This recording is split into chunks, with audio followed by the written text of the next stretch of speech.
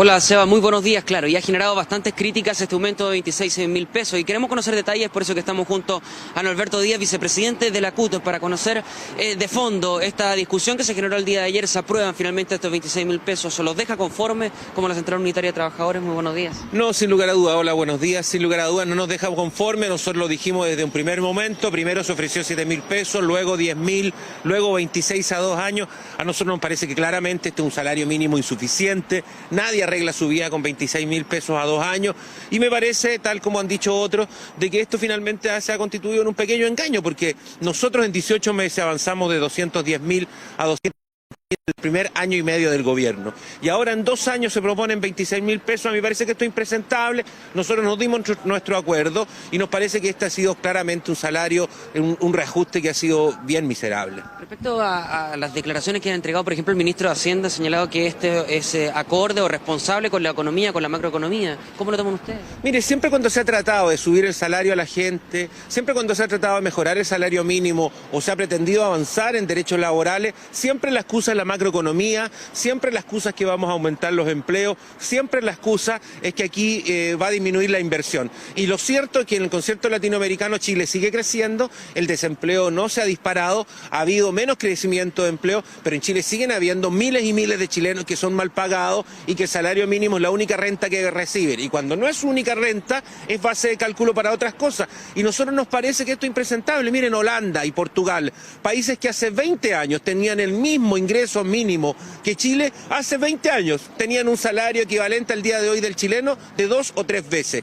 Nosotros, con un ingreso per cápita cercano a los 19.000 o 20.000 dólares, correspondería que en Chile ningún trabajador ganara menos de 500.000 pesos. Por tanto, nos parece que nosotros seguimos estando en materia de salario mínimo con respecto a nuestro nivel de ingresos como país muy atrasado, 20 años atrasado. En Chile nadie debería ganar menos de 450 o 500.000 pesos como fijación de salario mínimo. ¿Usted cree que hubo presiones de parte de algunas empresas hacia el gobierno, desde el mismo sector empresarial? Bueno, es claro y evidente que el sector empresarial no solo ahora, sino que durante 25 años no solamente ha presionado al Parlamento, sino que además a una parte importante del Parlamento lo ha financiado. Por eso hoy día tenemos 2 senadores con arresto domiciliario y siguen investigando a otros que, siendo parlamentarios, estuvieron recibiendo financiamiento ilegal de las empresas privadas de este país. Eso no es otra cosa que presionar al Parlamento, que presionar a la clase política para tener influencia. Y nosotros eso obviamente lo tenemos que condenar, porque si las leyes no han cambiado en Chile, han sido porque de alguna manera el Parlamento o una parte del Parlamento ha estado claramente capturado por los grupos económicos, y eso se tiene que terminar, porque si no, uno no se explica por qué en 20 años no se pueden cambiar las leyes de ISAPRE, no se pueden cambiar las leyes de AFP, no se puede mejorar el salario mínimo y, seamos claros, no se pueden hacer leyes laborales justas como las que nosotros aspiramos. ¿Falta voluntad del gobierno, cree usted, para este tema, tomando en consideración que cuando se hizo este aumento de 40.000 pesos la discusión fue un poco más larga que esta fueron prácticamente menos de una semana? Bueno, sin lugar a dudas hay un problema de voluntad con el gobierno, porque en otras ocasiones, y particularmente con el ministro Arenas, nosotros negociamos, digamos, nos demoramos, estuvimos 2, 3 meses, no fue fácil, fue muy criticado el acuerdo de 2.10 a 2.50 en 18 meses, pareciera que con la perspectiva del tiempo no fue un tal mal acuerdo, en 18 meses crecimos 40.000 pesos, que también era poco, pero se avanzó. ¿Nosotros qué esperábamos? Nosotros esperábamos terminar el gobierno de Michelle Bachelet con 300.000 pesos a lo menos de salario mínimo. La Iglesia ha pedido 400.000 pesos, el problema es que la Iglesia solo se queda en el spot y solo se queda en la declaración. La Iglesia Católica lo que debería hacer es llamar a sus parlamentarios católicos, a sus ministros católicos y decirles, bueno, la propuesta de la Iglesia es esta, pero la Iglesia solo hace un spot y solo hace una declaración que lo saludamos, pero que es insuficiente claramente, porque la discusión del salario mínimo es mucho más allá de una cifra en particular. Nosotros creemos que acá hubo poca voluntad, porque como le conta la prensa, se nos citó a conversar el día jueves, que el proyecto se ingresó el lunes en la noche, el martes. Darse 4 días para conversar no es tener voluntad para llegar a acuerdos con la CUT. Respecto al rol que jugó el Partido Comunista en esta situación, ¿cómo lo toman? Porque en un principio lo rechazan y luego finalmente terminan aceptando este aumento de salario mínimo. Bueno, ellos tendrán que responder por lo que hicieron un día y por lo que votaron al otro. No me corresponde a mí decirlo. A mí me hubiera gustado que hubieran mantenido su rechazo hasta el final para haber provocado una mejor negociación. No fue así, no me corresponde juzgar. A nosotros lo que nos corresponde es empujar para adelante, y nosotros en esta ocasión no hemos dado el acuerdo y sin lugar a dudas hemos conseguido mucho menos de lo que aspiraba la CUT. Nosotros lo que esperábamos es que a lo menos en 18 meses avanzáramos 40.000 pesos, que fue lo que se hizo durante los primeros 18 meses de este gobierno. Eso hubiera significado que a la larga hubiéramos avanzado en 4 años lo menos a llegar a 300.000 pesos, que sigue siendo un salario mínimo insuficiente, pero nosotros lamentamos la poca voluntad que tuvo el gobierno en esta última etapa para responder. Ahora, si vamos a hablar de responsabilidad, lo más responsable es mejorar el salario mínimo, porque el salario mínimo no queda en inversión, no queda en ahorro, la gente no mete esa plata debajo del colchón. Cuando a un trabajador que recibe el salario mínimo cercano a él se le suben 10, 20, 30, 40.000 pesos, esa plata vuelve al mercado, vuelve al supermercado, vuelve a pagar deuda. Lo más responsable que hubiera hecho el ministro de Hacienda hubiera sido mejorar más el salario mínimo. Ahora, respecto a la situación del gobierno que los pone nuevamente en un tema de discusión con la Central Unitaria de Trabajadores, ya fue la reforma laboral, ahora el tema del salario mínimo.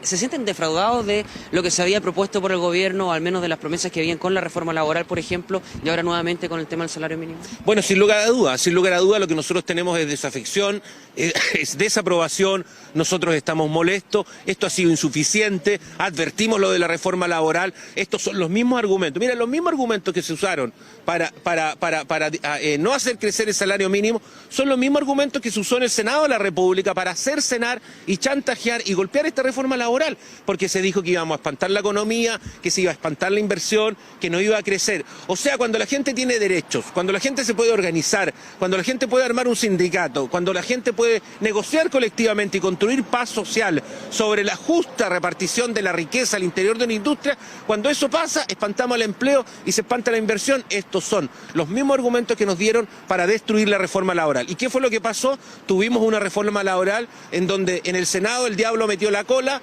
y terminó matándola y desahuciándola en el Tribunal Constitucional, en donde no solamente estaban coludidos los que fueron a reclamar al Tribunal Constitucional, sino también algunos senadores de la nueva mayoría. ¿Cómo se puede explicar hoy día que después del veto presidencial del gobierno aparezca el senador Andrés Saldívar, que es del gobierno, pidiendo un acuerdo nacional para salvar los pactos de estabilidad? Yo quiero señalar que el senador Andrés Saldívar ha sido cómplice de aquellos que quieren solamente salvar los pactos de estabilidad y aumentar el quórum para dificultar la creación de sindicatos. Y eso me parece lamentable, porque eso significa que hay senadores que son incoherentes con el propio programa de gobierno que ellos firmaron hace 2 años. Respecto a esa situación de la nueva mayoría, la democracia cristiana es uno de los actores que le ha costado ponerse de acuerdo con otros sectores también desde el mismo conglomerado respecto a la reforma laboral. ¿Ustedes sienten que la voz del senador Andrés Saldívar puede ser la punta de iceberg de otros senadores también que estén en desacuerdo respecto a la reforma laboral? Yo creo que el senador Saldívar ha actuado con ignorancia en materia del mercado laboral y ha hecho daño al movimiento sindical en materia de esta reforma laboral. Y eso es evidente cuando este domingo, en medio de las primarias, el senador Andrés Saldívar pide un acuerdo nacional o pide una reforma constitucional para salvar los pactos de estabilidad. Eso me parece impresentable. Si es la presidenta de la República la que ha sacado de esta ley pobre y mezquina, ha sacado los pactos de estabilidad y el aumento de quórum de los sindicatos. Que el senador Andrés Saldívar, en nombre de los senadores demócratas cristianos, a quienes él no representa, pide un acuerdo nacional para proteger los pactos de estabilidad, me parece francamente impresentable. Ahora, la actitud de él, como la actitud de otros senadores al interior de la nueva mayoría, terminaron matando esta reforma laboral. Miren, en la bancada ProPyme, que no era más que un caballito de Troya para proteger derechos de los empresarios, en esta reforma laboral estaba el senador Esteban Tuma, estaba el senador Felipe Arboe, estuvo el senador Alejandro Guillé, y en un principio también estuvieron los senadores Quintero y el senador Juan Pablo Letelier, más 5 senadores demócratas cristianos. Entonces, aquí lo que tuvimos fue que al interior de la nueva mayoría se torpedió la reforma laboral. Entonces, ¿para qué firman un programa de gobierno que después son incapaces de cumplir? Nosotros lo que hemos pedido responsablemente, que cumplan su programa de gobierno. Esta no era la reforma laboral de la CUT, esta es una reforma laboral mezquina que quedó cercenada, que todavía avanza muy poco con respecto a lo que nosotros aspirábamos. Pero, ¿quién la mató? ¿Quién la golpeó? Bueno, en el Parlamento le dieron un golpe mortal, la desahuciaron en el Tribunal Constitucional y eso claramente es lamentable. Alberto, reforma laboral por un lado, salario mínimo que no los deja satisfechos. ¿Qué es lo que va a hacer la CUT en los próximos días?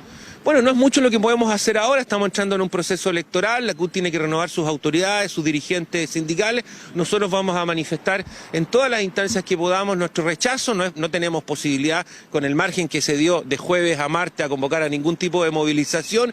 Condenamos la actitud que el gobierno la rechazamos la actitud del ministro Valdés y esperamos que esto no se vuelva a repetir y seguiremos peleando. Nosotros no vamos a permitir que se ejerza un acuerdo por 2 años y vamos a pelear el otro año porque se mejore el salario mínimo igual. Alberto, muchísimas gracias. Gracias a ustedes. Conversamos entonces con el vicepresidente de la CUT, Alberto Díaz, entregándonos más detalles respecto al salario mínimo y otra discusión que aún está pendiente en el Congreso respecto a la reforma laboral. Bien, Seba, muchas gracias por ese despacho. Nos vemos. Que esté muy bien.